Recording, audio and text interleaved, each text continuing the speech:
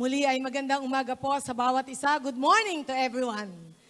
Pakibati nyo nga po yung mga nasa likuran na inyong mga kapatiran na narito ngayon. Magandang umaga, pinagpalang umaga. Napakalaga po sa buhay nating lahat na tayo po ay tunay na excited for what God will do for us this morning. Sapagkat we will discuss about being blessed to be a blessing. Alam po natin sa pamagitan ng sinabi ng Panginoon, tayo ay pinagpala upang maging pagpapala. At paano natin panghahawakan ng katotohanan na dahil tayo pinagpala at patuloy na tayo magiging pagpapala at patuluyang pinagpala at magiging pagpapala, it is by the grace of God. At kaya nga po, tayo po ay binigyan ng Panginoon ng mga armas upang tayo ay patuloy na nasa winning side. Na tayo po ay binigyan ng armas ng Panginoon, the weapons of warfare, upang tayo po ay laging nandoon sa talagang grupo ng mga panalo sa labanan. Siguro po lahat tayo nagkakaisa as Christians, as believers, na tayo po ay gusto nating lagi tayong mananagumpay. Napakalaga po ba na lahat tayo ay i-desire natin sa God na talagang I am victorious. Na talagang lagi natin sasabihin sa Panginoon, Lord, salamat sa tagumpay, salamat, patuloy akong mananagumpay. Patuloy na ang tagumpay na ito ay mapapasa akin sapagkat ikaw, the victor, is living in us. Ang mananagumpay ay nasa buhay natin at siya ay patuloy na binibigyan tayo ng lakas. Sapagkat maraming mga uri ng pagkatalo sa buhay na ito. Maraming iba't ibang klaseng pagkatalo sa mundong ito. Na kaya nga kinakailangan po na tayo po ay talagang i-desire natin always sapagkat sinabi na ng Panginoon, we are more than conquerors. Higit pa tayo sa mananagumpay. Mula sa kanyang salita ay sinabi, higit pa tayo sa mananagumpay. It means something. Ano man ang dinadaanan nating mga sitwasyon o gera ng buhay, isang katiyakan, mananagumpay ka na sapagkat it is written in the Word of God. Nasusulat sa salita ng Diyos na tayo'y mananagumpay. Kaya nga, bawal sa mga Kristiyano na talagang lagi mong iisipin na talo ka na, lagi mo isipin kawawa ka, lagi mo iisipin wala ka nang magagawa, wala kang pag-asa. It is a no-no to all of us. Sapagkat the Bible said na tayo po ay mananagumpay at dahil ang Biblia mismo ay nagsabing tayo po ay mananagumpay, anuman ang laban at anumang mga future battles mo, surely you are victorious. Amen? Ano ba ang itsura ng mananagumpay na sundalo? Tayo po ba lahat ay enlisted in the kingdom of God? Tayo po ay talaga nung tumanggap sa Panginoon, tayo enlisted na sa armies of the living God at ang tawag sa atin ay hindi basta army, victorious armies of the living God. Mananagumpay na sundalo ni Kristo. Kaya nga dahil tayo po ay dineclare that we are the victorious armies of God, tayo po ay binigyan ng Panginoon the strongest weapons in this world. Na ang sabi nga ay talagang pinakamalakas na armas na meron tayo. Kaya ang Diyos ay nagbigay sa atin ng armas upang sa ganoon, huwag tayong makaranas ng pagkatalo sa mundong ito. Oo, minsan mabigat ang laban, pero in the end, you are still victorious. Kaya nga sinabi sa Biblia sa Ephesians chapter 6, na sinabi ng Panginoon doon sa kanyang mga salita, be strong in the Lord and the strength of His might. Put on the whole armor of God. Na tayo po ay dapat magpakalakas, sabi sa verse 10, finally be strong in the Lord. Ang sabi po dyan, magpakalakas tayo sa Panginoon and in His mighty power. Put on the whole armor of God. Na tayo pong lahat ay talagang magsusuot ng sandata that you can take stand against the devil's schemes. Na tayo po ay makatayo lahat sa mga taktika ng kaaway, for we are not contending against flesh and blood, verse 12, but against power, rulers, authorities of the earth. Na ang kalaban natin ay talagang, sabi nga, ay walang iba kundi ang kaaway na si Satanas and his cohorts against the authorities, against the powers of this dark world, and against the spiritual forces of evil in the heavenly realm. Now, dyan po natin makikita ay talaga in the heavenly realm ang kalaban natin. Na many times ang kaaway bubulong-bulong sa iyo ng mga negative things, bubulong sa iyo ng mga things na talagang ayaw mong maganap sa buhay mo pero tatakutin ka ng kaaway. Mananakot ang kaaway sa atin kaya binanggit po dito the spiritual forces of evil in the heavenly realms. Ibig sabihin in the air. in the area na kung saan lahat ng yan ay talagang ilalagay niya sa isipan ng tao. Kaya po tayo nakikipaglaban hindi sa laman at dugo, laban kundi laban sa mga spiritual na authority.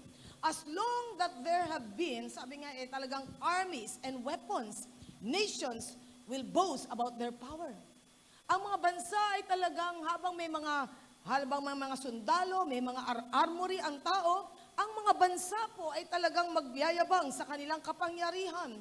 But this power na ipinagyayabang ng tao sa mundo will not last. Lahat ng kapangyarihan sa mundong ipinagyayabang ng Russia, ng Iran, ng Amerika, ng China, ng Japan, ng Germany, lahat ng mga warring nation o ng Syria o ng Egypt, ng Israel, lahat ng bansa, alam nyo, ang bansang Pilipinas ay wala namang ipagyayabang na armory. Meron po ba?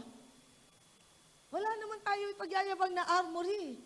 Parang ang armas ng Pilipino, talagang sabihin natin, wala talagang, walang itatapat talaga sa ibang bansa. Pero all the weapons or the armies of this world, sabi nga, that they boasted about, itong power na ito will never last. Hindi ito magtatagal. Sapagkat lahat ng kapangyarihan sa mundo na gawa ng tao ay matatapos. Throughout histories, ang mga empires, ang mga kingdoms have risen to great power. Alam natin, the Roman Empire, yung mga panahon nila Nero, yung panahon nila Alexander the Great, Napoleon Bonaparte, lahat ng mga warriors na yan ay kilala sa buong mundo. Pero sabi nga, sabi nga yung strength or power that they have, it all vanished in the dust. Na itong lahat ay talagang nawala sa alabok, nawala lahat. Si David was a great warrior of the living God. Si David, nakilala natin sa Biblia, he was a great warrior of the living God. Knew the true might. Alam niya, the true might of his nation Israel was not in weaponry, but in putting their trust in God. Yun lang ang alam ni David. Na kahit sila ay may mga armas that time, may mga sandata sila, isang bagay lang, alam ni David na ang weaponry ng tao ay talagang hindi magtatagal. Pero ang kanilang isang weapon ng dakila na alam niya na magbibigay sa kanila ng tagumpay as they put their trust in God. Not in firepower, but in God's power. Amen? Hindi ito sa firepower, but God's power. Because God alone can preserve and protect lives and nation and individuals. Be sure your confidence truly relies on God alone. Kinakailangan confidence natin ay talagang nakarely sa Panginoon sapagkat the eternal champion who is Jesus Christ sa buhay nating lahat ay tunay nagbigay sa atin ng katotohanan, we are more than conquerors. Let's open our Bible doon sa ating babasahin sa Psalm 20, awit 20. Okay. Our strongest weapons. Tayo po lahat ay tumayo. Nandiyan na po tayo. Psalm 20. Awit 20. Tayo po ibabasa ng sabayan. As the Lord has given us His word, this will give us strength every day. Amen? Sino po dito ang gusto mo na ikaw ay patuloy na malakas? Emotionally, mentally, spiritually, physically. Lahat po tayo, di ba, nagdi-desire tayo ng lakas? Na kung saan itong lakas na ito ay patuloy natin i-desire araw-araw. Sige po, let's read together. Sabay-sabay po natin basahin. For the director of music, a psalm of David. May the Lord answer you when you are in distress. May the name of God of Jacob protect you. May He send you help from the sanctuary and grant you support from Zion. May He remember all your sacrifices and accept your burnt offerings. May He give you the desire of your heart and make all your plans succeed. We will shout for joy when you are victorious and we'll lift up our banners in the name of our God. May the Lord grant all your requests. Now I know that the Lord saves His anointed. He answers him from His holy heaven with the saving power of His right hand. Some trust in chariots and some in horses, but we trust in the name of the Lord our God. They are brought to their knees and fall, but we rise up and stand firm. O Lord, save the King, answer us when we call. Pagpalain ng Diyos ang kanyang mga salita. This was a psalm written by David during the strongest battle in his life. Na ito ay sinula sa panahon na napakatindi ng pakikipagdigma niya laban kay Saul at sa kanyang armies. Na para siyang helpless sapagkat hindi niya alam kung paano siya lalaban, hindi niya alam, pero isang bagay lang. Si David ay laging nakatingala sa Panginoon sapagkat alam niya walang ibang tulong na pwede niyang talagang sandigan kundi tulong mula sa ating Panginoon. Kaya nga, ang sabi nga dito ni David, ito ay sinulat at ito ay para rin encourage tayo if you are undergoing such battle.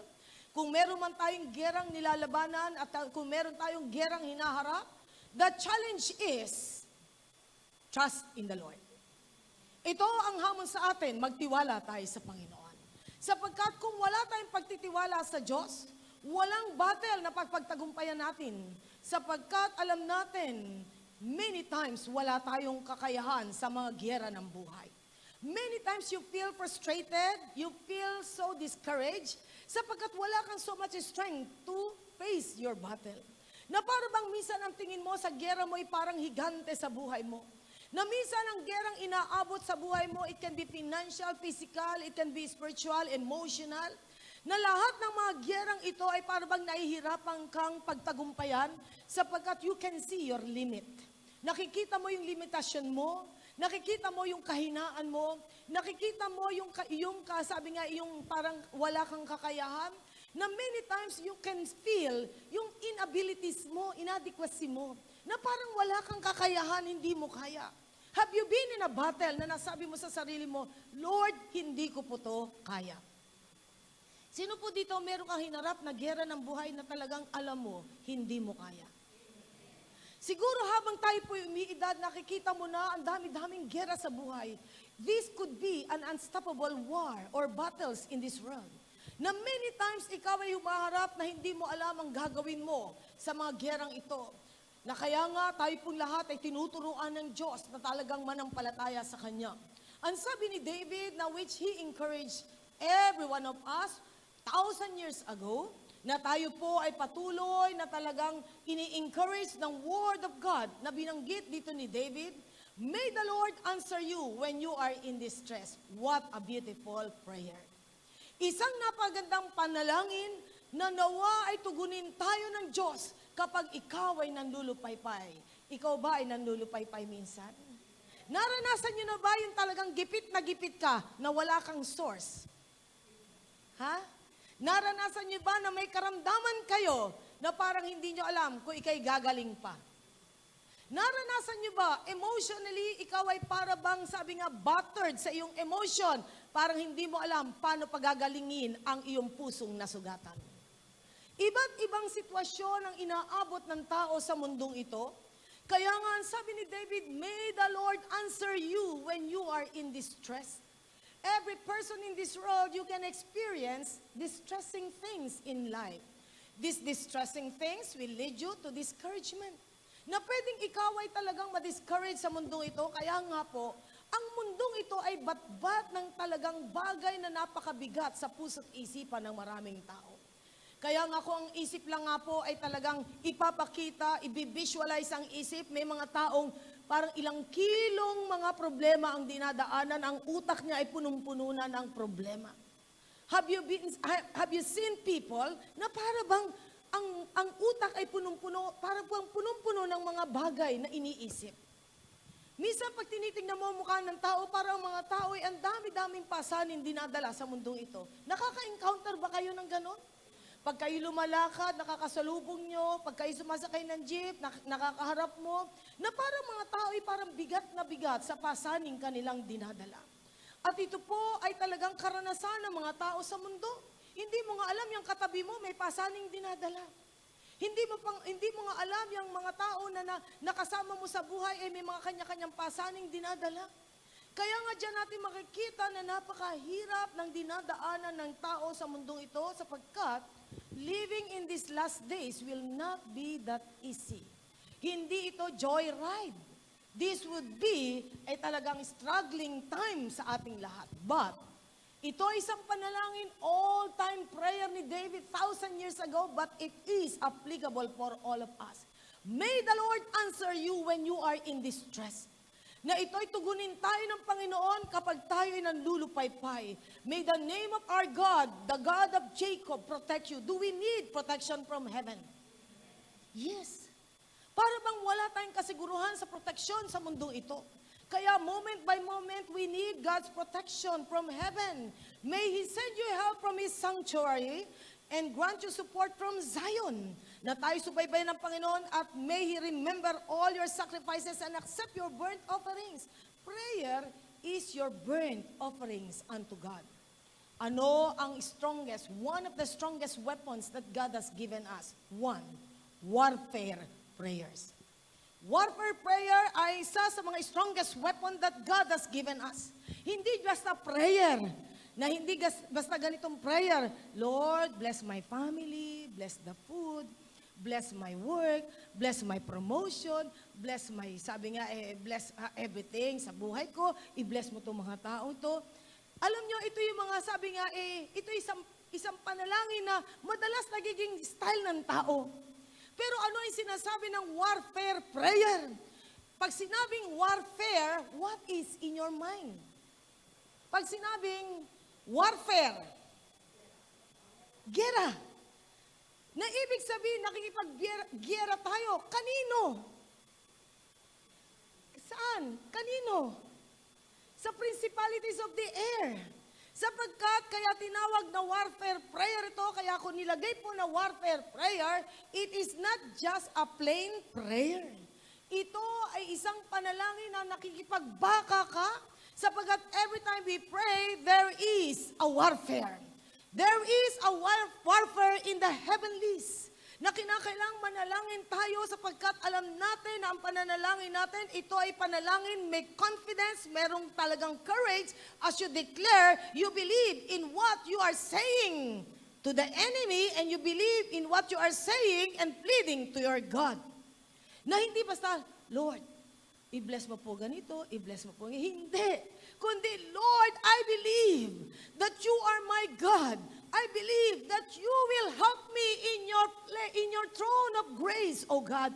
That you will hear me from the sanctuary, O God. And in this place, as we pray, God, you are in this place and you are declaring to your people, we are more than conquerors. Yun ang warfare prayer.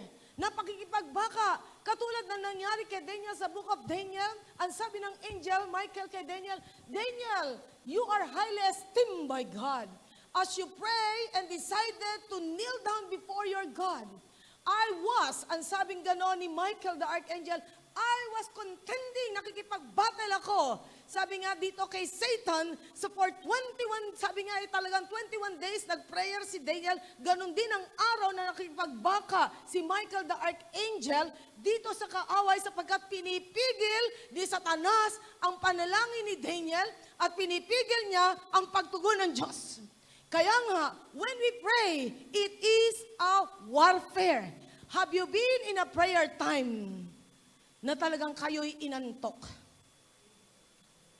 Yung para bang, yung prayer mo, ay thank you Lord sa maghapon to. Di ba? Yung panalangin mo parang hindi nagkaroon ng talagang impact sa buhay mo.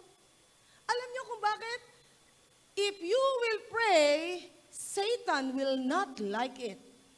Sapagkat every time you pray, Satan will tremble and his cohorts. That is the real thing in the heavenly realm. Kapag nagpe-pray ka, si Satanas at ang kanyang mga alyado ay nanginginig.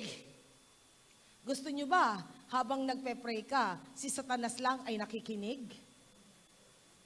Ganun lang ba ang gusto mo? O gusto nyo, pag kayo nagpe-pray, Satan will not just listen, but he will tremble. Sino dito ang gusto nyong panginigin ng kaaway?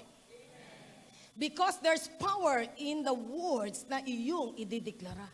Kaya nga po, dito po pinapakita sa atin si David, he knew in his heart that this is a warfare against the enemy. May your prayers be heard in heaven in the sanctuary of our God. Na dito may He remember your offerings and your sacrifices before our God. Sapagkat ang kailangan pong mangyari ngayon sa ating mga believers, tayo po'y maging mapanalinginin. Sapagkat the art of prayer ay tunay na hindi na nakikita ang kahalagahan. Kapag may emergencies, dun lang tinatawag ang Diyos. Pagka may mga dilubyo, dun lang naalala many times ang God. Pero subukan mo na ang tao ay komportable sa buhay, parang nakakalimutan madalas ang Diyos. Mga kapatid, if you have a need, it means something. The Lord is enlisting you in this warfare prayer. Sino po dito ang may pangangailangan ngayon? Pakitaas nga ang kamay na may pangangailangan. Makita ko lang po ang may pangangailangan. Praise God. At sino po dito ang mabigat ang pangangailangan? Ha? Mabigat talaga ang pangangailangan nyo? Okay. Kaya nga po, kung ikaw ay may pangangailangan at mas mabigat ang pangangailangan mo, all the more, na dapat ikaw ay mapasamad sa mga enlisted men and women of God who knows how to pray. Sapagkat ito po ay isang issue sa buhay nating lahat na kailangang ma-revive. Sapagkat prayer is not optional. It is a must for us to do. Hindi ito kung gusto mo lang, kundi ito ay regular thing sa buhay ng Kristiyano na talagang tayo'y magiging mapanalanginin. Kaya nga 1 Thessalonians 5:17, pray without ceasing, for this is the will of God. Manalangin na walang patid sapagkat kalooban ng Diyos na tayo'y manalangin na walang patid. While you are sitting there, you are praying. While you are walking, you are praying. While you are riding on a jeepney, you are praying. While you are cooking and washing and cleaning, you are praying. While you are lying, you are praying. And even while you are sleeping, you are praying. You know what? You can sleep, but in your spirit, you are praying. Naniniwala po ba kayo na naghaganap iyon? Yes. Paano nagaganap? Na for 24/7, you are praying unstoppably. Kapag ang iyong spirit ay laging nakakonekta sa Diyos. Nakakonekta ka lagi. May signal ka lagi. Minsan tayo napoprostrate pagka cellphone lang walang signal. Pero hindi naman tayo na-alarm pag ang ating spirit wala ng signal. Di ba? Yun ang nakakalungkot eh. Cellphone lang napoprostrate at naiinis pag naglolobat. Pero pag ang spirit ay nalolobat at wala ng signal, hindi na-alarm. It is more alarming if we are not connected at tayo ay mababa na ang battery natin, naglolobat spiritually at tayo po'y walang signal. Sapagkat for every Christian, especially nowadays, we need to pray like never before. Sapagkat ito ay kailangan na nating gawin, lalo na sa panahon natin ngayon. Always we need to have a prayer that will lead us to victory. Sapagkat yun po ang gusto ng Panginoong Jesus, na tayo po'y maging handa, sapagkat anumang challenges na harapin natin, prayer is a must for all of us. Si David, alam niya ang magtiwala sa kanyang Diyos, and he put his life in the hands of his God, sapagkat hindi niya ipinagkatiwala ang buhay niya sa tao. Our burden is God's burden. Inawit natin, yung burden namin, Lord, it's your burden. Kaya nga po, ang burden natin ay burden ng God. Are you blessed? That God is interceding for us. That Jesus Himself is always interceding for us. The true might of every Christian is prayer. Ang tunay na lakas ng mananampalataya ay panalangin. Huwag pong lilipas ang maghapon na hindi ka nag-pray. Kinakailangan mag-pray tayo, maging priority natin ang prayer. How busy you are man sa mundo ito, learn to pray. Sapagkat prayer works. Ang panalangin ay kumakatagpo sa ating lahat. Di ba po? Kinakatagpo ba tayo ng prayer? Lahat tayo kailangan manalangin. Kaya nga po in these last days, many will fall into sin, many will backslide. Bakit po? Ano ang missing link sa buhay ng mga tao na talagang mahulog sa kasalanan? Ano ang missing link? Bakit marami kahit quote-and-quote sinasabing Kristiyano ay talagang tatalikod sa Panginoon? Lack of prayer. Kaya nga sabi ng Panginoon sa mga disciples sa Luke chapter 22, could you not pray for 1 hour? Could you not pray for 1 hour so that you will not fall into temptation? Hindi ba kayo pwedeng manalangin kahit 1 oras upang huwag kayong mahulog sa tukso? Always on bended knees. Kinakailangan tayo po ay laging nakaluhod sa Panginoon. Nang dumating sa buhay ni Jehoshaphat sa chapter 20 ng 2 Chronicles, ang matinding battle sa buhay nila, na yung Ammonites, Maonites, Moabites, lahat ng ites ng buhay sa 2 Chronicles 20, 1-3, makikita po natin Jehoshaphat as the leader of Judah, sapagkat nahati ang Israel, Judah sa Southern Kingdom at Northern Kingdom, na kung saan yung naging ng Israel ay nahati. Kaya nga naging Israel at Judah sila, at si Jehoshaphat ay doon sa Northern Kingdom, at doon ay siya ay naging hari. And then nang dumating yung pakikipagbaka nilang matindi, kaagad nag-resolve si Jehoshaphat to pray. Mga kapatid, tandaan po natin, nung Wednesday, sabi ko nga sa church, dapat nagpopondo ka sa langit ng panalangin. Hindi during emergencies ang prayer. Dapat may pondo ka na. Nag-iimpo ka ng panalangin sa langit. Na hindi pagdating ng mga emergencies, lang tayo mananalangin. Hindi, may pondo ka na sa langit ng pananalangin. Na doon ay talaga nag-impo ka na. At ang Panginoon, hindi ka pa man, ang sabi nga po, hindi ka pa man nangangailangan, may tugunan ang Diyos. Alam niyo kung bakit sinabi ng Panginoon, before you pray, the Lord has already answered, sa Isaiah 65, I think verse 24. Bago ka pa nalang manalangin, ay may pagtugon ka na, nagpondo ka na sa langit. Kaya nga, dahil may pondo ka na sa langit, nag-advance na ng answer ang Diyos sa iyo. Kamusta ka na? Marami ka bang deposit na prayer sa langit? O withdraw? Sino po rito nag-deposito na ng prayer sa langit? Marami ka na sinabi sa Panginoon. Kaya nga po dyan natin makikita mahalaga na maging mapanalanginin tayo sapagkat a prayerful Christians cannot be defeated by the enemy. Hindi ka basta pwedeng talunin ng kaaway kapag ikaw ay mapanalanginin. Ang sabi dyan, 2 Chronicles chapter 20 verses 1-3, nang dumating ang isang event sa buhay nila Jehoshaphat, which is a very familiar verses sa ating lahat, mapapansin natin kung ano ang epekto ng problema sa buhay ng bansang Judah sa pangunguna ni Jehoshaphat. Na sila ay lalong naging mapanalanginin. Na lalo silang naging mapanalanginin sapagkat alam nila they cannot solve their problems by their own, only through prayer. After this, the Moabites, verse 1, and Ammonites with some of the Maonites came to make war on Jehoshaphat. Some men came and told Jehoshaphat, a vast army is coming against you from Edom, from the other side of the sea. It is already in Hazazon Tamar, that is En-Gedi. Alarmed, Jehoshaphat resolved to inquire of the Lord, and he proclaimed a fast for all Judah. The people of Judah came together to seek help from the Lord. Indeed, they came from every town in Judah to seek him. Ibig sabihin, sa bawat lunsod ng lugar ay nagkaroon ng talagang panalangin ng pangkalahatan. Panalangin na pangkalahatan. At ito'y kailangan. I remember nang nagkaroon ng talagang pagbagsak yung World Trade Center at the time sa Amerika. Nung time na talagang binangga ito ng 2 eroplanong iyon, alam nyo, ang unang ginawa ni Bush, at that time si Bush ang pinaka-presidente, di ba? Ang tinawag nga ay si Billy Graham, the great evangelist ng Amerika, upang i-lead ang Amerika sa panalangin. But you know what? Ito isang matinding failure ng Amerika, yung spirit of prayer. Sapagkat alam naman natin kung ano ang naging rule sa Amerika, you cannot pray in public. Pero salamat ngayon si Trump, ay talagang ini-encourage niya ang Amerika, even in public places, there can be prayers. Why? Kailangan pa ba natin ng matitinding pagsubok bago tayo manalangin? O nais natin magpondo sa langit?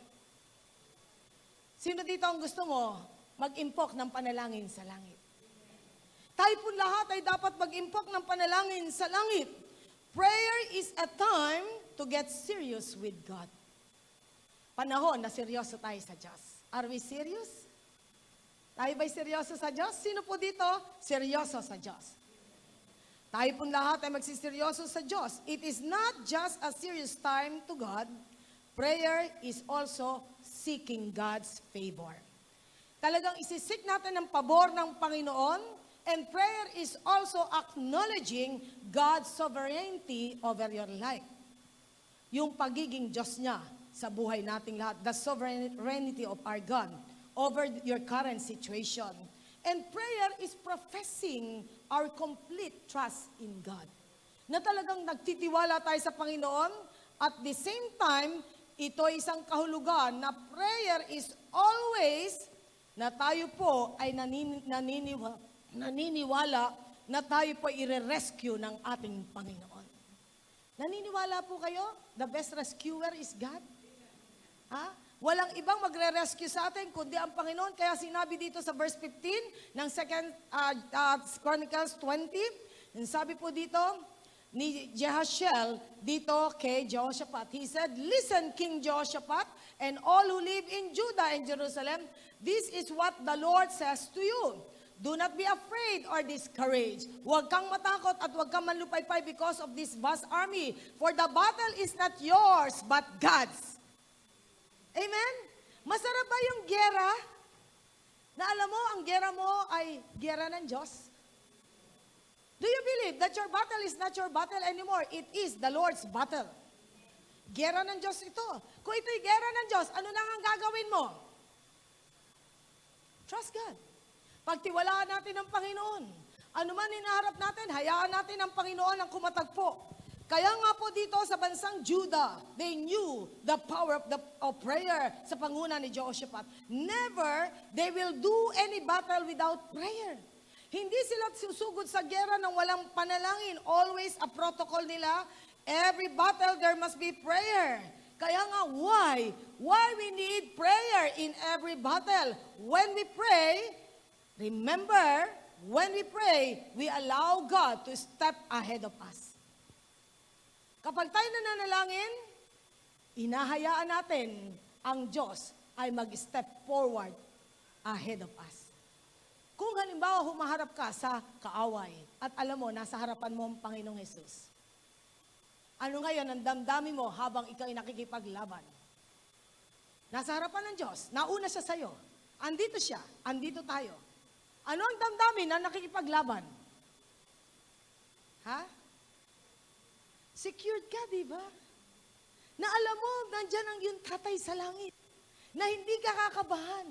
Na hindi ka matatakot sa anumang gerang inaabot sa buhay mo. Kaya nga, yung strategy ng tao ay no match ito sa strategy ng God. God's Spirit is with us. God will fight for us. And God surely will always triumph. Ang Diyos ay laging magtatagumpay. Amen? Sapagkat He is the victor living in us. Kaya nga ang sabi dito sa verse 17 ng 2 Chronicles, you will not have to fight this battle. Ibig sabihin, hindi ka lalaban. Ang pinakamasarap na gera, hindi ka lumalaban. Sa totoo lang, marami tayong mga general, di man lumaban eh. Kumuha lang ng kubra. Di ba? Yung mga kabo minsan pa lumaban eh. Kaya nga dyan natin makikita, you don't need to fight for this battle. Sabi dito sa kanila. Why? Ang sabi po dito, take up your positions. What is the best position in this battle that we have in this world? The praying position. Pakisabi mo sa katabi mo, praying position. Hindi playing position, ha? Praying position. Hindi panahon ng laro, praying position. And then ang sabi dito, stand firm. And then, sabi nga, stand firm. Sabi nga, in that praying position, ikaw ay tumayong matatag, see the deliverance of the Lord. He will give you, O Judah and Jerusalem, do not be afraid, do not be discouraged. Go out to face them tomorrow, and the Lord will be with you. Amen? Are you excited you have a battle? Ha? Kayo ba excited? May gera kayo? O sasabihin mo, bakit naman ako, Lord? Bakit ako laging may gera? Di ba? Alam niyo kung bakit? Gusto lang ng Lord na makita mo kung gaano ko siya kalaki. How God, sabi nga, how powerful God is, mighty, and sabi nga, strong ang ating Diyos. Kaya nga kung tayo po ay talagang dinadaan ng Panginoon sa iba't ibang gera ng buhay, alam natin, gusto ng Panginoon makilala mo kung sino ang Diyos nating lahat. Amen? Kaya nga po lahat tayo ay papadaanin ng Panginoon sa mga bagay na yan. How do we let God fight for us? Paano natin pababayaan na ang Diyos ang lumaban para sa ating lahat? Realize that your battle is not your battle anymore. It is the battle of the Lord. Yun lagi mong iisipin. It is God's battle, not your battle. And recognize always your limitation. Lagi mong i-recognize your human limitations that you cannot do it without your God. We can do all things through Christ who strengthens us, Philippians 4:13. And allow God to strengthen you always. Lagi mong hilingin sa Diyos na palakasin ka lagi ng Panginoon. The joy of the Lord, Nehemiah chapter 8, the joy of the Lord is our strength. Amen? Do you have joy? Even in your battle? It is your strength. Sapagkat yun ang kalakasan natin. Pursue God's interest, not your interest. I-pursue natin ang interest ng God, hindi yung interest natin. Ask God to help you in your daily battles. Talagang hilingin mo sa Diyos na tulungan ka sa bawat araw ng giyera mo. How can we be highly esteemed by God like Daniel? Sinabi ng Panginoon kay Daniel sa Daniel 9:23, O Daniel, highly esteemed by your God. Paano nga ba tayo titignan ng Diyos na talagang papabura ng Panginoon? Kailangan natin, meron tayong 3 H in your life. Humility, honesty, and honoring God always. Meron tayong pagpapakumbaba at meron tayong katapatan sa Diyos at lagi nating ino-honor ang Panginoon sa buhay nating lahat. The true might of every Christian is in our prayer life. Tandaan natin, ang lakas ng bawat mananampalataya ay sa buhay panalangin nakasalalay. Kinakailangan maging mapanalanginin tayo. Maging prayerful tayo. Lagi tayo nakakonekta sa langit. Lagi natin kinakausap ang Diyos. Lagi natin talagang binabanggit ang pangalan niya sa buhay nating lahat. In every circumstance ng buhay nating lahat, in joy or in sadness, in lack or in abundance, in sickness or in health, in misery or in miracle, give God your prayer. Kinakailangan maging mapanalanginin tayo. Na lagi kang nananalangin. Kapag may kausap ka at meron siyang tinatanong sa'yo about your God, ask God to help you. Kung meron kang nakikitang may karamdaman, ask God to help that person. Kinakailangan maging ang prayer life natin must be our priority. This is our lifeline. Lifeline natin ang panalangin. There's nothing that can strengthen every Christian in this battle except through prayer. Kailangan natin maging mapanalanginin sapagkat prayer stops us from worrying. Kapag po tayo nagpe-pray, pinatitigil tayo sa pag-aalala. Sino po dito na biktima ng pag-aalala? Kamusta na tayo? Kayo po ba hindi na biktima ng pag-aalala? Never kayo nag-alala? Sino po dito ang nag-alala? Pakitaas nga ang mga kamay na nag-alala. Madalas o minsan? Okay, madalas. O ano pang tapat natin sa worries? Prayer. Ano pa ang pahihintuin ng prayer? Prayer will stop us from fear. Na tayo po ay mapapatigil sa takot. Hindi tayo matatakot. Prayer will stop us from being fearful. Aalisin ng Diyos yung takot sa puso natin. Sapagkat yan po ay tandem yan eh. If you worry, you will have fear. If you fear, you will have worry. Hindi pwedeng wala ang isa dyan. Lagi po yang magkasama. Pag nag-worry ka, may fear. Pag na-fear ka, may worry ka. Napansin nyo? Lagi silang tandem. Riding in tandem. Ha? Na talagang ito ay nangyayari sa buhay nating lahat.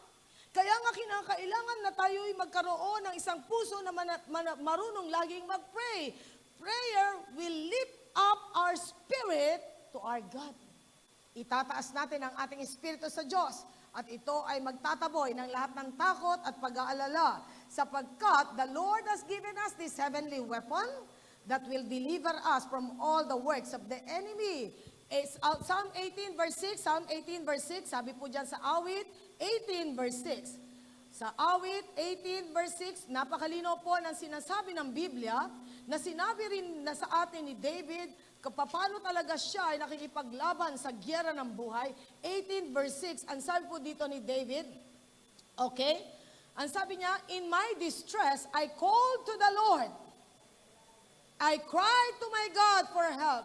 From his temple, he heard my voice. My cry came before him into his ears. Sino po gusto mo marinig ng Diyos? Ang iyong mga iyak sa Diyos. Naranasan mo na bang umiyak sa Diyos? Sino dito ang umiyak ka na sa Diyos? At sino dito ang umiyak na ng umiyak sa Diyos? Praise God. Tandaan po natin, ang iyong mga luha ay pandilig sa pananampalataya. Ang iyong mga luha ay pandilig sa pananampalataya nating lahat. Sapagkat God will not waste your tears. Alam natin yun, sabi sa Psalm 56 verse 8, I think, God will never waste your tears. Hindi niya kailanman sasayangin ang iyong mga luha at ito'y iniipon ng Panginoon ang mga luha natin. At sabi diyan sa verse 39 ng chapter 18, ang sabi po diyan, you arm me with strength for battle. Ako ay inarmasan mo ng lakas para sa gera. You made my adversaries bow at my feet. Na inayaan mo ang kalaban ko na talagang lumuhod sa aking mga paa. Dito po ay pinapakita sa atin, the enemy cannot do anything to a prayerful Christian. Amen? Kapag prayerful tayo, papalapit pa lang ang kaaway, nanginginig na siya. Kaya nga, gusto niyo bang makita si Satan ay nakakaranas ng epilepsy? Ha? Nanginginig na agad siya? Kaya nga, you can be, sabi nga, ordinary in this world, but giant in the kingdom of God. Kaya nga po, magiging ordinary lang tayo, pero when you pray, heaven will be open. Yan po ay isang katangian na dapat mayroon ng lahat ng Kristiyano, not only the pastors, the evangelists, the missionaries, but all Christians must become prayerful Christians. Sapagkat marami ipagkakatiwala sa atin ng Diyos na problema ng mundo. And you know what? Kapag ikaw ay naging mapanalanginin, you will become the most exciting person in the world. Why? You will just watch how God moves. Di ba pinakamasarap? Hindi nanonood ng TV, hindi nanonood ng sine, nanonood ka in the heavenlies. Paano kumikilos ang Diyos? Are you watching the most exciting movie in this world? Ang pamagat ng pinapanood mo, when God moves. Kapag kumilos ang Diyos, ano ang inaasahan mo? Miracle, of course. Miracle. Kaya nga dyan natin makikita na ang Panginoon natin ay kumakatagpo. Tayo po lahat ay patuloy na hahawakan ng Panginoon. God doesn't promise us that He will eliminate problem in your life. Hindi pinangako ng Diyos na tatanggalin niya ang problema sa buhay mo. Is it true to you? Ha? Sino dito ang natanggalan na ng problema? Meron? Meron po bang tinanggalan na ng problema? Baka ngayon yung katabi mo ay talagang malaki problema. O baka yung katabi mo walang pera. O baka yung katabi mo ay talagang nangangailangan ng pagtugon ng Panginoon. Lahat ba tayo nangangailangan ng himala mula sa Diyos? Yes.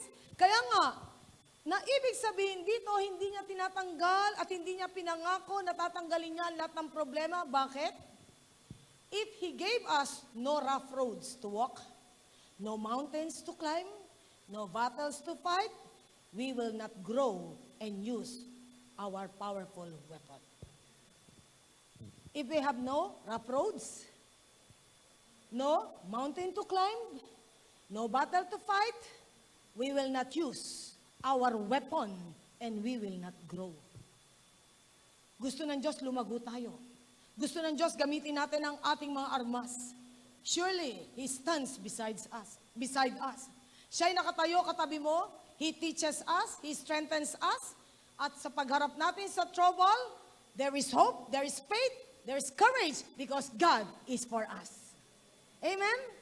Sapagkat sabi ng Job chapter 16, ang sabi ni Job doon sa salita ng Diyos, sa chapter 16, 19 to 21, the intercessor, his friend, at gustong-gusto ko po itong itong sinasabi dito sa 16, 19, even now, ito po ang sinasabi niya, my witness is in heaven. Alam ng Diyos sa kalangitan. Alam niya, natataros niya ang katatayuan ko. Siya ang the best witness natin kung sino tayo sa harapan ng Diyos. People will accuse us. People will say things against us. But our witness is in heaven. At itong maganda, my advocate is on high. Ang tagapamagitan ko ay nasa kalangitan. My intercessor is my friend. Are you a friend of Jesus? Who is your best friend? God. My intercessor is my friend as my eyes pour out tears to my God. On behalf of a man, he pleads with God as man pleads for his friend. Kaya nga, kung sinabi sa New Testament, Jesus is interceding for us. Sa Old Testament, dineclare ni Job, my friend is my intercessor, and my intercessor is God. Namamagitan ang Diyos para sa ating lahat. Walang tigil na nagpe-pray ang Diyos. He is definitely for us. If you have a battle, just pray. Manalangin lang tayo. Do you love praying? Bakit ganon? Do you love praying? Yes. Are you enjoying praying? Ha? Bakit? Amen. Do you have struggles in prayer? Ha? What is your number one struggle in prayer? Faith. Why do we sometimes struggle in our prayer? You know what? If you believe that God will answer, you will not struggle in prayer. But you will use your weapon daily and always. Kaya nga, faith can move mountains. Wag na wag tayo magpe-pray na walang pananampalataya. James 1:6-8, if you pray without faith, katulad mo lang ay alon na kung saan ka dalin ay doon ka lang. We need to always include faith in prayer. Kinakailangan ng palataya tayo. Pray and believe that God will answer. Amen?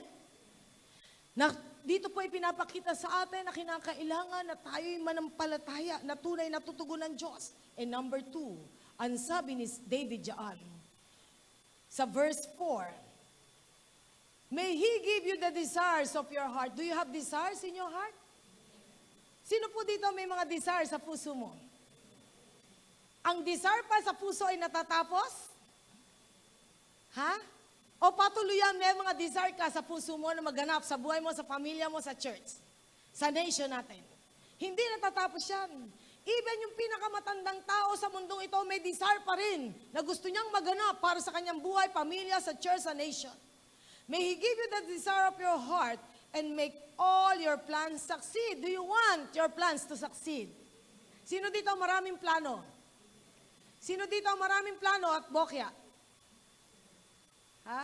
Plano ng plano, bokya naman ng bokya. Na talagang parang na zero lahat. Gusto ko to, gusto ko yun, gusto ko to, gusto ko yun, tapos mamayang ko to, bang! Zero. Why? Let God step ahead of you. If you allow God to step ahead of you, 1 John chapter 5, verse 14, this is our confidence. If we ask according to His will, He will hear us. Kapag tayo humingi sa kalooban ng Diyos, tutugunin tayo ng ating Panginoon. May He give you the desire of your hearts. Do you want your heart to be in tune with God? Kinakailangan turuan tayo ng Panginoon ang ating mga puso ay laging in tune with Him. At ang sabi po dito, and make all your plans succeed. And then, as God answer you, what will happen? We will shout, sabihin nating lahat, we will shout, verse 5, ng Psalm 20, basahin po natin ang sabay-sabay. Okay, let's read. We will shout for joy when you are victorious, and will lift up our banners in the name of our God. May the Lord grant all your requests. Wow! Dito po makikita natin na ikaw ay nagpe-pray pa lamang, sumashout ka na, ikaw ay talaga nagsha-shout of joy to your God because alam mo may victory ka na, and we will lift up our banners in the name of our God. Ano ang sinasabi sa atin? As we pray, sasamahan natin ng worship. As we pray, we will do warfare worship. And you know what? What does it mean to do warfare worship?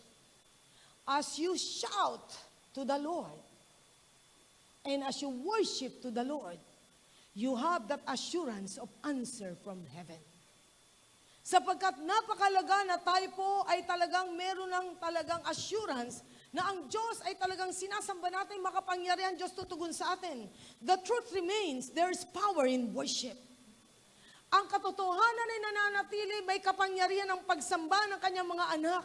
Kanina nag-worship tayo, do you believe there is power in our worship?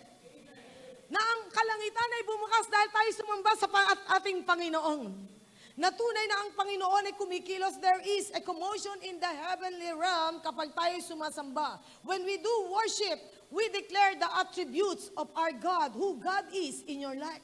And the enemy cannot stand the declaration of God's people, who God is. Hindi kaya ng kaaway na magtagal at tumayong matatag kapag dinideclare mo ang Diyos natin. Kanina binanggit natin, you are our victor. Sabi nga, hindi mo pinayagan na ang langit ay wala kami, Panginoon. Kaya nga alam na alam ni Satanas, papunta kang langit.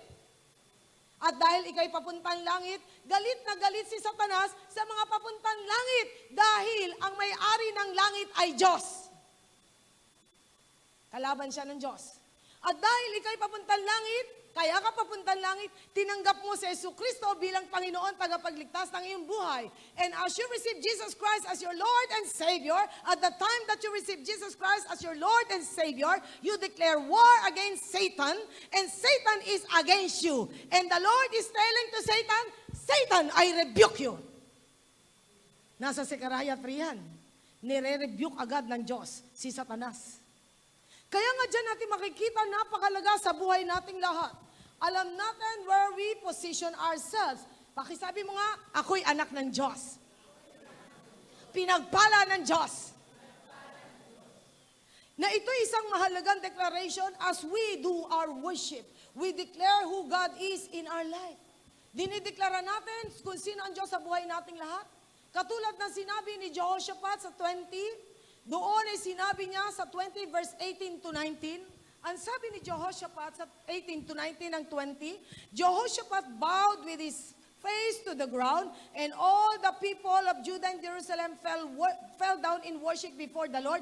Then some Levites from the Korahites stood up and praised the Lord, the God of Israel, with very loud voice. Kaya nga po, ang worship po ay hindi mahinhin. Di ba? Kaya po tayo merong guitar, may piano, may drum. Tayo po ay talagang sumasamba sa Panginoon. Why do we worship God? Why? Because we are confident that the victory is ours already. And as we raise up our hands, we raise up the banner of victory, knowing if God is for us, who can be against us? Amen? Pakisabi mo sa iyong katabi, walang kalaban-laban ng kaaway sa iyo. Mahirap po yung nagsasalitang walang kausap, ha? Sabihin niyo sa katabi niyo, hindi makakaporma ang kaaway sa iyo. Sapagkat ang tagumpay ay para sa ating lahat. At dito po ay pinapakita sa atin na napakalaga alam natin kung sino ang Diyos sa buhay nating lahat. Ano ang gagawin ng Panginoon as we worship? Psalm 18 verse 12, tayo po ay patuloy na pagpalain ng Panginoon as we worship. Si David ay punong-puno ng awit sa Panginoon sa gitna ng kanyang gyera, sa gitna ng kanyang trouble, sa gitna ng pagsubok niya. Walang tigil siya nagko-compose ng awit sa Panginoon. At ito ang sinasabi sa mga awit ni David. Sa Psalm 18 verse 12, sabay-sabay po nating basahin. Tingnan po natin kung ano nagaganap, ha. Let's be excited to read the Word of God because as you've been excited in reading the Word of God, let the Word of God penetrate in your spirit and let the Word of God come alive in your spirit and patuloy na tayo manampalataya. Let's read. Out of the brightness of His presence, clouds advance. With hailstones and bolts of lightning, the Lord thundered from the heaven. The voice of the Most High resounded. He shot his arrows and scattered the enemies. Great bolts of lightning and routed them. The valleys of the sea were exposed. The foundation of the earth laid bare. At your rebuke, O Lord, at the blast of breath from your nostrils, He reached down from on high and took hold of me. He drew me out of deep waters. He rescued me from my powerful enemy, from my foes who were too strong for me. They confronted me in the day of my disaster, but the Lord was my support. He brought me out into a spacious place. He rescued me because He delighted in me. Praise the Lord. Bakit kikilos ang Diyos? Napakahalaga yung last word, because He delighted on me. Pag nalugod ang Diyos, kikilos ang Diyos. Even His voice will thunder to the enemy. He will shut His arrows and scatter the enemy. He will do, like sabi nga, the great bolts of lightning and routed them. Even the valley and the sea will be exposed and the earth will lay bare. Because at the rebuke of the Lord, no battle will stay because the enemy is a defeated foe. Amen? Pakisabi mo ulit sa katabi mo, walang gera na hindi tatapusin ni Lord. Amen? Kaya nga walang gerang hindi tatapusin ng Lord. Pakisabi mo rin sa katabi mo, sagot ka ng Diyos.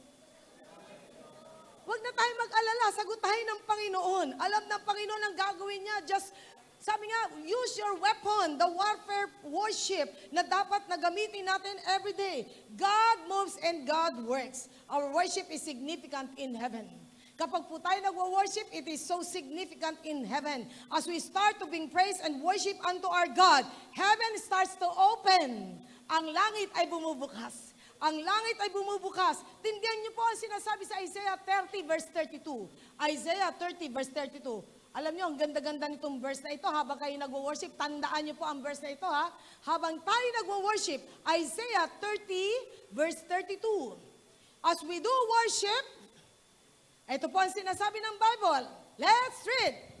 Every stroke the Lord lays on them with His punishing rod will be to the music of tambourines and harps as He fights them in battle with the blows of His arms. Wow. Every stroke the Lord lays on them with His punishing rod will be to the music of the tambourine. To the music of His people as He fights them in battle with the blows of His arm. Huwag niyo hanapin ang drum set dyan, di pa uso nung panahon na yon, ha? Kaya nga, sabi niya, meron ng tambourine, tayo po'y walang harp. Sa Ilocos, uso yung harp. Pero tayo may guitar, as we, sabi nga, play the music of tambourine, the guitar, the drums, sabi nga, everything that we use in this battle, God will fight for this battle at Siya mismo ang gagawa ng victory for all of us. Amen? Are you excited? Kanina, may ginawa ang Diyos sa ating worship? Ha? May ginawa ng Diyos sa ating pagsamba. Kaya nga, tandaan po natin, habang tayo sumasamba, God observes you. Inoobserbahan ka ng Panginoon. God examines us. Ina-examine tayo ng Panginoon.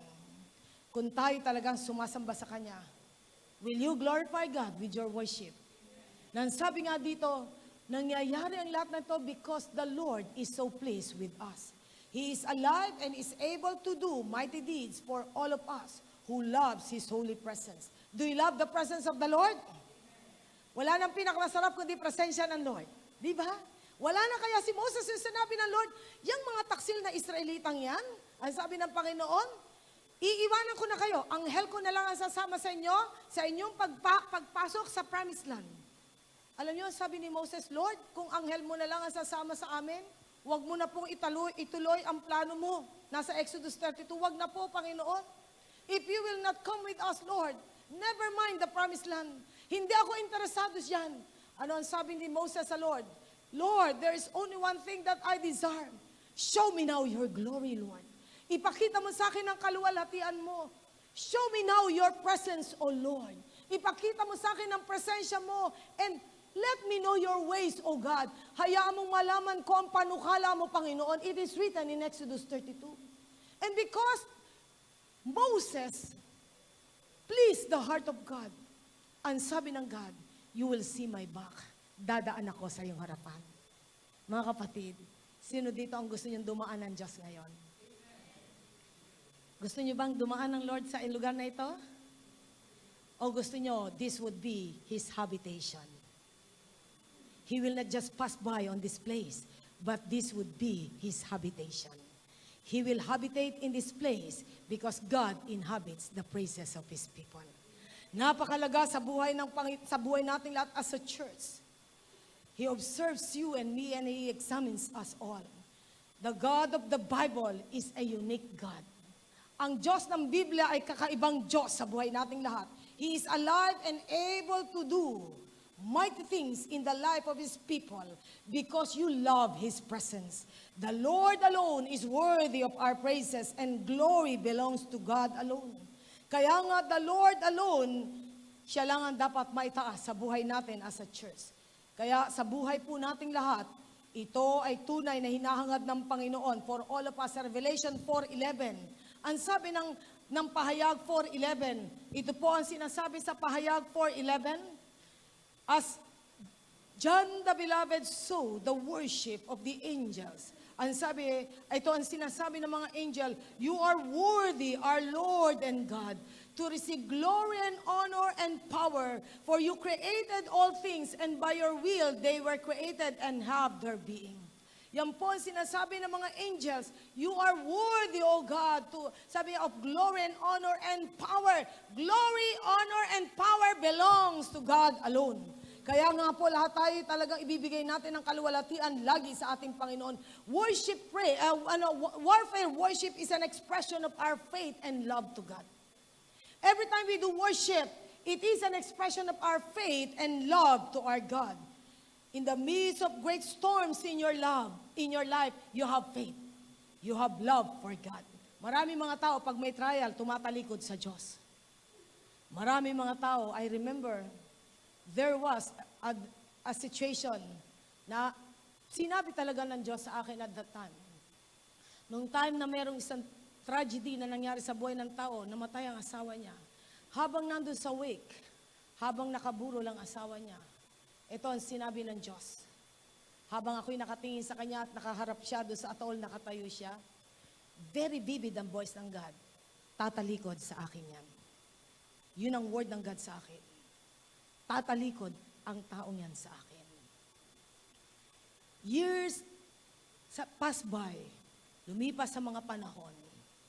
And then, siguro after mga more than 10 years, nag-meet kami ulit.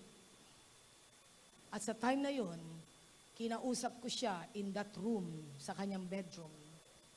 Ito ang sinasabi ko sa iyo at sasabihin ko, sa layo ng lugar na kinalalagyan mo, pinapunta ako ng Diyos para sabihin ko sa iyo ang message ng Diyos sa iyo. In that room, nandun kami. Malayo ang nilakbay ko. At doon sa kwartong iyon, sinabi ko sa kanya ang message ng Diyos sa kanya. Ang sabi ng Diyos sa akin, nung nakaburo lang asawa mo, tatalikod ka sa kanya. Nung sinabi ko sa kanya yun, humagulgol siya ng hagulgol na talagang iyak na iyak siya. At ang sabi niya sa akin, totoo po yan, totoo. Nagtampo ako sa Diyos. Kaya ako tumalikod. Kaya nga sabi ko sa kanya, kaya ako narito para sabihin sa iyo, balikan mo ang Diyos. Balikan mo ang Diyos. Sapagkat walang taong tumalikod sa Diyos na napagpala. Walang taong tumalikod sa Diyos na patuloy na lumakas. Wala tayong babalikan kundi ang Diyos. Kung dumating man sa puntos ng buhay mo na patalikod ka sa Diyos sa isang event ng buhay mo, all you need to do is to return to your God. Return to your God. The source of all blessings is none other than God. Walang iba. Kaya nga po, kung meron man tayong dapat balikan sa lahat ng panahon ng buhay natin, the Lord wants us to worship Him continuously. Worship invites the presence of the Lord. that we are telling to God, take over in my situation, O God. Mag-take over ka sa situation ko. Our burnt offering of praise will be remembered by Him. I remember si Nanay Lourdes noong time, nung gabi ano namin na mamamatay na ang asawa ni Nanay Lourdes, si Mr. Pante at the time. Hindi ko malilimutan si Nanay Lourdes. Alam niya na anytime mamamatay na ang kanyang mister, pero alam niyo, kinabukasan is Sunday. Anong araw ba namatay si tatay mo? Sunday? Okay. Basta Saturday yun, nasa bahay nila kami. And then, hindi ko malimutan ang sabi ng tatay ni Ronnie nung time na nakita niya ako, please help me, please help me. Yun lang ang sinabi niya sa akin. Tapos isinare ko sa kanya ang word of God. Nandun din si Pastor Jerry, dumating siya sumunod. And then si Nanay Lourdes, alam niya, he was dying. Pero na-bless ako kay Nanay Lourdes. Alam niyo kung bakit? Kahit nandun sa sitwasyon ang kanyang asawa, dumating si Nanay Lourdes, sumasamba sa Diyos. Alam mo, unforgettable sa akin yun. Nandyan siya, sumasamba sa Diyos. Patuloy siyang sumasamba sa Diyos. Ito isang issue sa buhay nating lahat. Don't ever turn your back against your God if you are undergoing such trials. Sapagkat all the more, lumapit ka sa Diyos. Your help comes from the Lord who made heaven and earth. Wala tayong sasandigan kundi ang Panginoon. Kaya nga, we bring a sacrifice of praise unto the house of the Lord. Hebrews 13, verse 15 to 16. Sakripisyo ng pagsamba, sakripisyo ng papuri sa Panginoon, sapagkat even though you don't feel in worshiping or praising God dahil ikaw ay nasa isang mabigat na sitwasyon, pero as you step forward and choose to worship God and praise God, the Lord will give you strength. As you stand in the presence of the Lord, na pinili mo pa rin sambahin ang Panginoon sa gitna ng sitwasyon mo, ang Diyos ay magbibigay sa iyo ng isang kalakasan na galing sa kalangitan, sapagkat alam ng Diyos, pinili mo pa rin siya sa gitna ng mga pagsubok na dumadaan sa buhay mo. Maraming mga tao, pagka may problema, pati ang Diyos ay nadadamay. Kasi nagtatampo sa Diyos. Mga kapatid, huwag tayong magtatampo sa Diyos. Our Father will remain good and loving Father and faithful to us. He will remain good and faithful to all of us. We bring a sacrifice of praise. Worship is acknowledging we need God day by day. Tell to the enemy, Satan, you have no power over my life, over my family, over the church, over all my concerns, over the nation. I am fully confident that God is on my side, and I choose to worship and praise my God because God is on my side. Sapagkat yun ang mahalaga sa buhay nating lahat. Si Moses, ganun ang pinili din niya.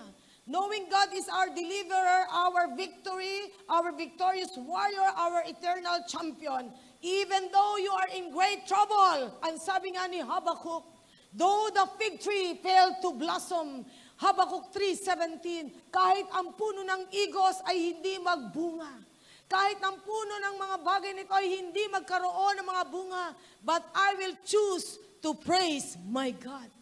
Many times, nandun ka sa sitwasyon na parang wala pang answer ang God. Ang sabi nga ni Habakkuk, though the fig tree fail to blossom or does not bud, and there are no grapes on the vines, though the olive crops fails and the fields produce no food, though there are no sheep in the pen and no cattle in the stalls, 18, yet I will rejoice in the Lord. I will be joyful in God, my Savior.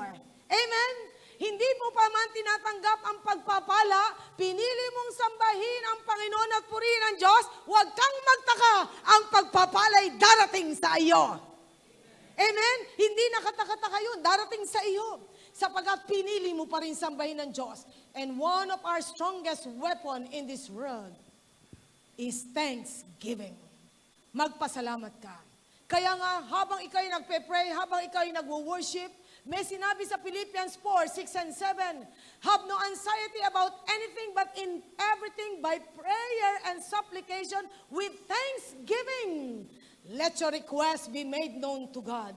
And the peace of God that surpasses all understanding will keep your heart and your mind in Christ Jesus. Na imbis na ikaw'y nakatuon sa problema, nakatingin ka sa Panginoon. Sino po dito ang gusto mo nakatingin ka sa Diyos, hindi sa problema? Pero ano ang madalas nangyayari? Saan ka nakatingin? Sa Diyos o sa problema? Bakit nga ba ganun?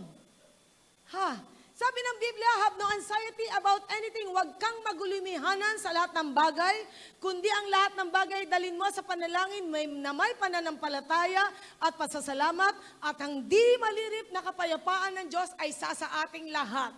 Kaya nga, kahit na hindi pa tumutugon ng Diyos, nagpasalamat ka na in advance sapagkat meron nang ginawa ang Panginoon. The Lord stepped forward over your problem and He is in control. He is in charge. And one day, your prayers will be answered. Amen? Kaya nga, sabi nga, warfare, thanksgiving. Bakit warfare? Alam mo, kanino ka nakikipagbaka, nagpapasalamat ka na. Alam niyo kung bakit? Sa sarili mo, minsan kalaban mo eh. Nagpapasalamat ka na in advance na tumugon na ang Diyos kahit hindi mo pa nahahawakan, nakikita, pagkat meron ka ng pananampalataya, tinanggap mo na ang tugon galing sa kalangitan. Sino po dito ang tumanggap na ng tugon galing sa kalangitan? Na-receive na natin. Kaya nga, one of our strongest weapon is thanksgiving.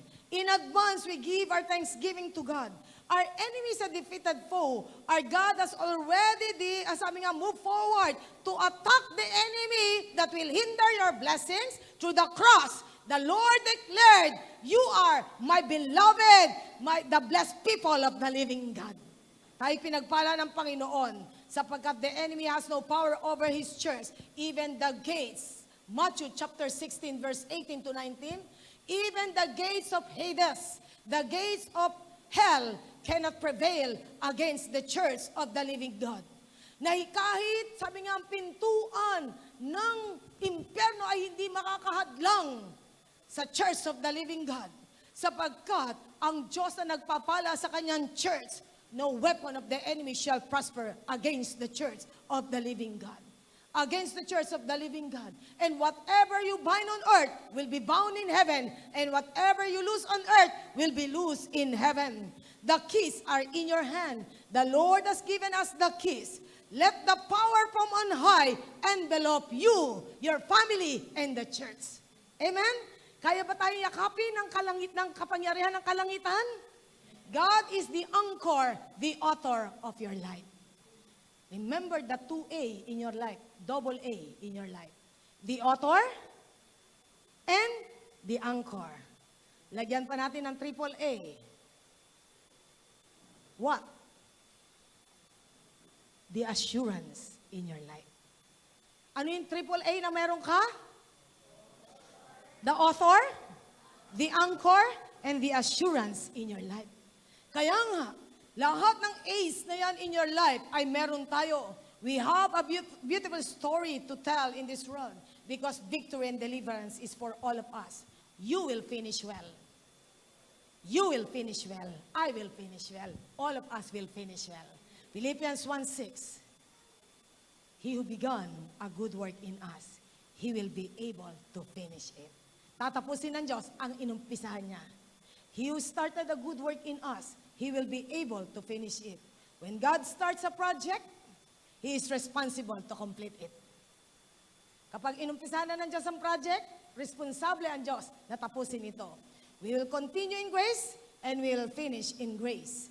We will not let our present condition to distress us, to depress us, to discourage us, because we will not allow the enemy to rob our joy, to rob our peace, because the Lord is our powerful defender.